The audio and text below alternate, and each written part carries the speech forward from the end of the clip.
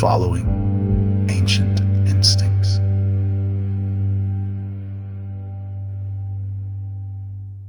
Following ancient instincts.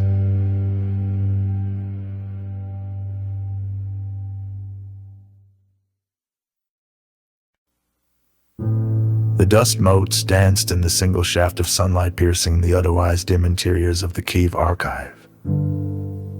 Analyst Anya Petrova coughed, the fine powder stinging her throat. She was buried deep in the records, sifting through the skeletal remains of cooperative agreements between Ukraine and Belarus. For years, the agreement signed in Chernigov on May 29, 2002 had been a quiet workhorse. Industrial, scientific, techno-cooperation, dry words that belied the practical realities of shared knowledge, joint projects, and a subtle economic symbiosis. In the early days, it had fostered innovation, boosted economies on both sides of the border, and cemented a sense of shared post-Soviet space. But that was before. Now, with the war raging, the fragile threads of cooperation were snapping like dry twigs.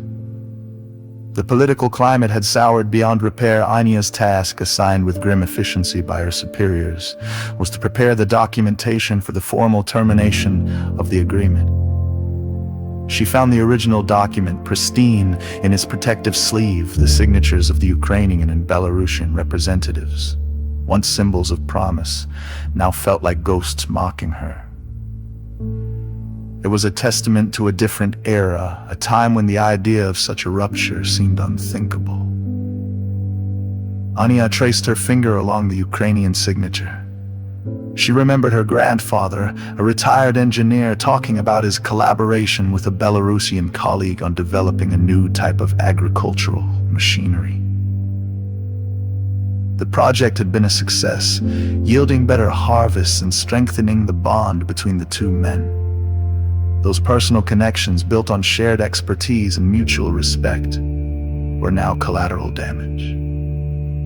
She continued her work, documenting the joint projects that had stalled, the research grants that had been suspended, the industrial partnerships that had withered and died. Each entry was a tiny tragedy, a testament to lost potential and fractured relationships. She came across a file detailing a joint project on radiation monitoring near the Chernobyl exclusion zone.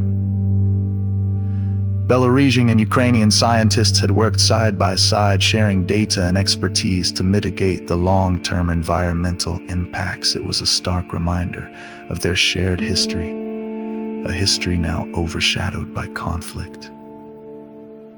As Anya compiled the report, she couldn't shake the feeling of profound loss. It wasn't just the loss of economic opportunities or scientific advancements.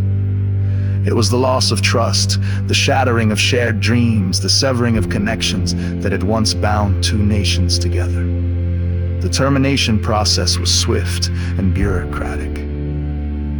Paperwork was filed, officials signed on the dotted line, and the agreement was quietly extinguished.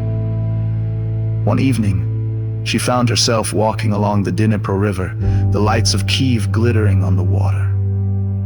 She saw a flock of cranes flying north, their silhouettes stark against the twilight sky. They were migrating, crossing borders, following ancient instincts.